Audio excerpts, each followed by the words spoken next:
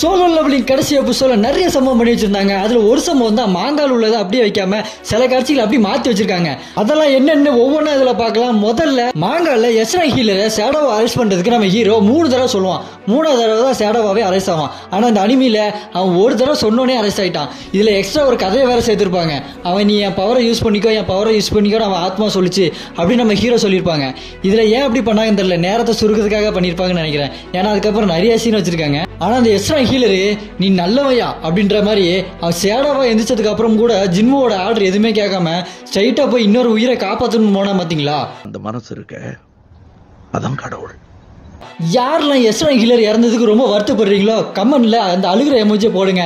எத்தனை பேர் வருத்தப்படுறீங்கன்னு பார்க்கலாம். அடுத்த அனிமையில பண்ண சேஞ்ச் என்னன்னா, பெரு ஷேடோவை எழுப்பும் போது அவன் நார்மலா அந்த இருட்டுக்குள்ளெல்லாம் போவான். ஃபுல்லா டார்க்காகவும் எல்லாம் ரைட்டு தான். ஆனா அவன் ஷேடோவை எழுப்பும் போது நார்மலா தான் இருக்கும். ஆனா இந்த அனிமையில எப்படி காட்டியிருப்பாங்கன்னா, ஒரு பட்டாம்பூச்சி கூட்டுக்குள்ள இருந்து எப்படி வருமோ அதே மாதிரி புதுசா பிறக்கிற மாதிரி காமிப்பாங்க. ஏன்னா மாங்காலும் சரி அனிமலும் சரி இந்த ஒரு டைலாக் வரும். பெரு கிட்ட ஜின்னு கேட்பான், நான் தானே உனக்கு கொண்டேன், நீ என்னோட ஆர்டர்லாம் ஃபாலோ பண்ணி கேட்டதுக்கு அந்த பெரு சொல்லும், நீங்க ஒன்று என்ன கொள்ளதாசு, உங்களெல்லாம் நான் மறுபிறவி புது பிறவி எடுத்திருக்கேன் அப்படின்னு சொல்லும். அதை அனிமையில அந்த மறுபிறவின்ற டைலாக் ஒரு அர்த்தத்தை கொடுக்கணுன்றக்காக தான் அது பட்டாம்பூச்சிக்கு கூட்டுக்குள்ள இருந்து வர மாதிரி மறுபடியும் பிறக்கிற மாதிரி காட்டியிருப்பாங்க. யாருக்கெல்லாம் பெரு ரொம்ப பிடிக்குமோ அவங்களாம் லைக் பண்ணிட்டு கமெண்ட்ல பிளாக் கலர் ஹார்ட்டை போடுங்க பார்க்கலாம். அடுத்து மாங்கலருக்கு ஒரு சீனை அப்படியே அனிமையில கட் பண்ணிருப்பாங்க. என்னன்னு கேட்டீங்கன்னா, பெருவி அந்த சின்ன சின்ன எறும்பு ஷேடோவா எழுப்பினதுக்கு அப்புறம் ஜின்னு அந்த குயின் எறும்பு கிட்ட போய் அதை ஷேடோவா எழுப்பியிருப்பான். அந்த குயின் எறும்பு ஷேடோவா எழுப்பினதுக்கு அப்புறம் மற்ற சின்ன சின்ன எறும்பு எல்லாமே அந்த குயின் எறும்போட கண்ட்ரோலுக்கு போயிடும். என்னது இது எல்லாம் அது கண்ட்ரோலுக்கு போன மாதிரி இருக்கேன்னு பெருட்டு கேட்டா பெரு சொல்லுவோம், ஆமாங்க குயினோட வேலையா தான், மற்ற எறும்பு எல்லாமே அதோட கண்ட்ரோல்ல தான் இருக்கும் அப்படின்னு சொன்னோன்னே உடனே ஜின்முக்கு தோணும், வடிவேலை பார்த்து சொல்லுவாங்கல்ல, ஓ நீ என்கிட்ட பாஸா தான் இருப்பியான்ற மாதிரி, ஓ நீ என்கிட்ட குயினா தான் இருப்பியா, ஒரு உரையில ஒரு கத்தி தான் இருக்கணும், நீ வேண்டாம் அப்படின்னு சொல்லிட்டு ஷேடோவை கேன்சல் பண்ணி விட்டுருவாப்ல. ஆனா இதை அனிமையில காட்டியிருக்கவே மாட்டாங்க. அப்படி ஒரு சீனே வச்சிருக்கவே மாட்டாங்க. இது எதனால கட் பண்ணாங்கன்னு தெரியல. ஆனா அந்த சீனை கட் பண்ணது ஓகேவா இல்லையான்றத கீழே கமெண்ட் பண்ணுங்க. அடுத்ததான் மாங்கால இல்லாத ஒரு சின்ன சீனை அனிமையில வச்சிருப்பாங்க. என்னடான்னு கேட்டீங்கன்னா, ஒரு குரூப் எறும்பு கிளீன் பண்ண போவானுங்க. அப்ப பீஸ்ட் மோனாருக்கும் ஃப்ராஸ்ட் மோனாருக்கும் வந்துட்டு பேசிட்டு போயிடுவாங்க. அவ்வளவுதான் மாங்கால இருக்கும். ஆனா அனிமையில அது எல்லாத்தையும் ஜின்வோட அப்பா ஒளிஞ்சு நின்று பார்த்துட்டு இருக்க மாதிரி இருக்கும். இது அனிமையில தான் வச்சிருக்காங்க ஸ்பெஷலா. ஜின்வோட அப்பா பாக்குற பார்வையே வெறித்தனமா இருக்கும். இது எதுக்காக இப்படி வெறித்தனமா பாக்குறாருன்னு உங்களுக்கு இப்ப புரியாது.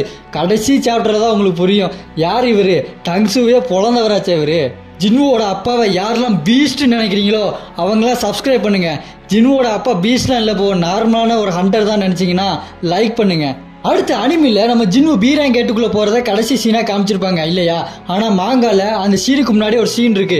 அது எந்த மாதிரி சீன்னா வேற லெவல்ல மாசா இருக்கும். அது எப்படிப்பட்ட சீன்னு சொல்லணும்னா, அவன் குறுக்க மட்டும் போயிடாதீங்க சார் அப்படின்ற அளவுக்கு ஒரு மாசான சீனு. ஆனா இது அதுல வைக்கல. எனக்கு தெரிஞ்சு இதை சீசன் 3 ஸ்டார்டிங்லேயே வைப்பாங்கன்னு நினைக்கிறேன். அது எந்த சீன் இதுல பார்ப்போம். மாங்கால ஜின்னு இறந்தவங்களுக்கு அஞ்சலி செலுத்திட்டு சேர்மன் கோட்டை பேசிட்டு வெளியே வந்துட்டு இருப்பான். அப்ப அமெரிக்கா கில்ல இருந்து ஒருத்தன் வந்துட்டு, எங்க டெப்டி டேரக்டர் உங்ககிட்ட பேசணுமா அப்படின்னு சொல்லிட்டு கூட்டு போவான். நான் தாங்க அமெரிக்கா ஸ்கேவஞ்சர் கில்டு, என் பேர் மைக்கேல் கோனர், நீங்க இந்த கில்ல சேர்ந்துக்கங்கன்னு கொடுப்பான். நான் ஏன் சேர்ந்துக்கணும்னு சொன்னா, உங்களோட பவரை இப்போ லிமிட்டா தான் இருக்கும், நான் உங்க பவரை இதுக்கு மேல அதிகப்படுத்துவேன்னு சொல்லுவான். என்ன அதிகப்படுத்துவீங்களா, யார் அதிகப்படுத்தும் அப்படின்னு சொன்னா, செல்டர்னு ஒரு லேடி வருவாங்க.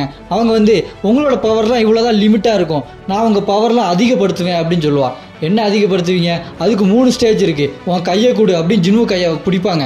பிடிச்சிட்டு பார்த்தா அப்படி உள்ள டார்க்னஸ்குள்ள அந்த லேடி போவாங்க. உள்ள இருட்டா இருக்கும். ஒரு கண்ணு மட்டும் அவங்கள பார்க்கும் பாருங்க. அப்படி பயந்துட்டு வெளியே வந்துருவாங்க, பதறிடுவாங்க. இவனுக்கு எல்லாருமே பதறிடுவானுங்க. இவங்களுக்கு இப்படி ஆனதில்லையே எல்லாரும் மறந்துட்டு இருக்கும்போது தான் செல்னர் சொல்லுவாங்க, இது யார், இது இவன் கிங்கு, இவன் நார்மலான ஆள் இல்லை. நான் அந்த இருட்டுக்குள்ளே பார்க்கும்போது அந்த கண்ணும் என்னையே பார்த்துட்டு இருந்துச்சு, இந்த மாதிரி யாருக்குமே நடந்தது இல்லையே, அவன் கிங்கு, அவன் ராஜா, அவன் பவருக்கு லிமிட்டே இல்லை அப்படி மிரண்டு போய் பேய் பிடிச்ச மாதிரி இருப்பாங்க. எல்லாரும் என்னாச்சும் பிடிச்சிட்டு இருப்பானுங்க. ஜின்னுவோ சரி நான் வரட்டா அப்படின்னு சொல்லிட்டு வெளியே போயிடுவாங்க. இந்த சீனு அனிமையில இல்லை. ஏன்னா இது கொஞ்சம் பெரிய சீனு. இதை வச்சா டியூரேஷன் எப்படியும் கொஞ்சம் 15 நிமிஷத்துக்கு மேலேயே இழுக்கும். அதனால தான் வைக்கல போல. இதை எப்படி சீசன் 3 ஃபர்ஸ்ட் சீன்லேயே வச்சிருவாங்க. ஏன்னா இது அந்த அளவுக்கு மாசான சீனு. இந்த மாதிரி சீசன் 3ல நிறைய சீன் இருக்கு. ஜின்னுவை யாரெல்லாம் ராக்கி பாய் நினைக்கிறீங்களோ நீங்களாம் ரெட் கார்டை கமெண்ட் பண்ணுங்க.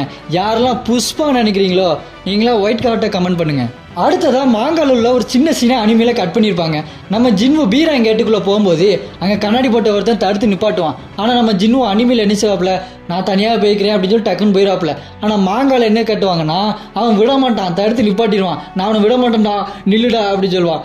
இருடா அப்படின்னு சொல்லிட்டு சேர்மன் கோவுக்கு ஃபோன் பண்ணி அப்போ இதை சொல்லுங்க அவன் விட மாட்டேங்கிறான் அப்படின்னு சொன்னோன்னே அவன் ஃபோன் பண்ணி சரிங்கய்யா விட்டுருங்க அப்படி சொன்னதுக்கு அப்புறம் தான் அவன் விடுவான். விட்டதுக்கு அப்புறம் கூட ஜின்வு மேலே கடுப்பாக தான் இருப்பான். ஆனால் அந்த சீனை இதில் கட் பண்ணியிருப்பாங்க. அது என்ன ஒரு சின்ன செகண்ட் சீன் தான், அதை ஏன் கட் பண்ணாங்கன்னு தெரியல. அது கொஞ்சம் காமெடியாக ஏதாச்சும் வச்சுருந்துருக்கலாம், இன்னுமே கொஞ்சம் மாசாவே இருந்திருக்கும். இந்த மாதிரி நிறைய சோழர்வங்க பற்றி தெரியாத விஷயங்களும் டீட்டெயிலும் மாங்காவும் நான் சொல்லிக்கிட்டே இருக்கேங்க.